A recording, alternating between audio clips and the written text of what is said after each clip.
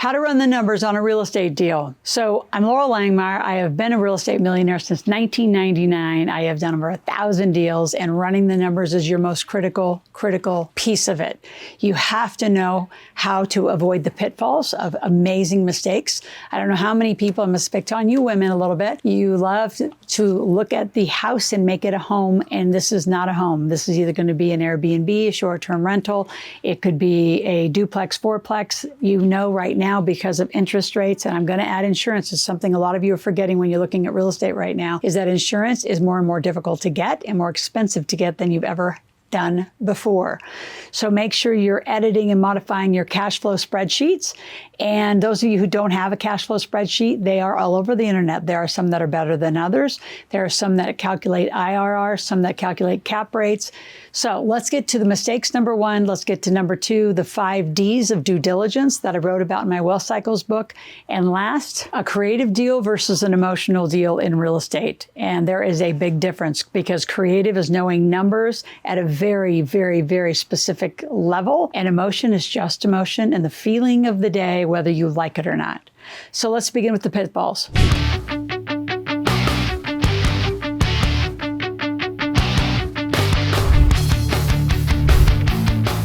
So one of the biggest misconceptions and mistakes is that you think that you have to invest in real estate through an agent and a broker. There's nothing farther from the truth. I haven't been an agent, haven't been a broker, don't want to be either of them. I have a lot of partners and teammates that are those, and they act as those, so we can actually keep that cash flow in the house, but I don't do it. So there's usually roles in a team. Somebody's going to be running the number, the analytics, doing the due diligence. Someone's going to be really working on the paperwork. It could be one person to do all of that. And then you've got to be looking at what's the exit of this whole project. Once you get into it, how are you going to get out of it? When are you going to get out of it? What's the exit? And design that as you walk into the project. There's so many of you, you're not looking at costs of what it is in 2024 is when I've shot this video, of what is the actual cost, what's the labor cost, what's the equipment cost. You've got to look at it. You also want to be very, very careful of the amount of scams. I call the internet the bathroom wall. So the internet has more and more people out here and more scams out here. And I've had some clients that I get at the other side of the scam where they actually got into a deal. They were going to do a note. They didn't do enough homework. They didn't know what to do. And they got into a big scam, and there's not even a property. The deed is a falsified deed. There is no land. There is no house. There is nothing. And these happen a lot. The other big scam, and I'm going to call it a scam. Now, is there real estate in this little one? Yes. So there's another trick, I'm going to call it, where they want to spread you out into 4 or 5 states. So you buy one single family house. There's a lot of groups that are doing this right now. So you buy one single family house. They say buy 6 in a year, and then they will manage them for you. They'll fix them up for you. Well, you're part of their enterprise and their whole ecosystem. They're not part of yours. And is this what you want? Like, I can tell you personally why I would never want 5 or 6 single family homes in 5 or 6 different states with 5 or 6 different teams. First of all, it's a lot to manage. If you're only going to buy 5 or 6 homes, buy it with 1 or 2 different people. That's it. So really narrow the amount of risk you're spreading out. And have you ever met the management company? Have you seen the properties? Because usually what's happening is those kind of deals, and again, they're not really a scam. They're just not a great deal because you're not at the threshold owning and controlling the project. You're just handing somebody money, letting them go shopping for you. Here's the real insight to that. They've already shopped. They actually probably bought a whole batch of 100 homes off of some bank, out of some, pre-foreclosure structure, and they bought really cheap. They've already taken all their profits. Now they're selling to you, promising that they'll do the rehab, they'll do the management, they'll do everything. And by the way, in single family housing, if somebody promises you to do it all, it's actually a security violation. They have to give you choices of management, choices of construction. They have to give you choices. They have to give you up to 3 choices to not make it a security, so you're not having to do a one-stop shop. So just notice there's a lot of scams on the internet. The bathroom wall is horrific.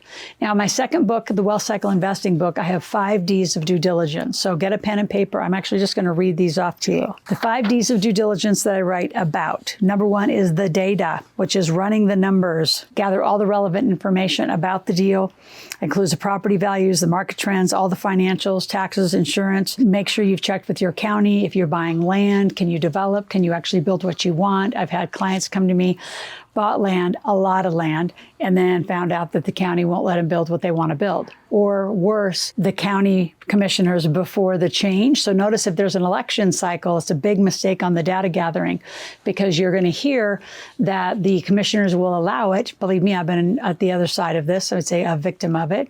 And then all new commissioners got voted into the county and they denied our request for development or an RV park or storage or whatever we wanted to do. So data gathering and knowing that trend is critical.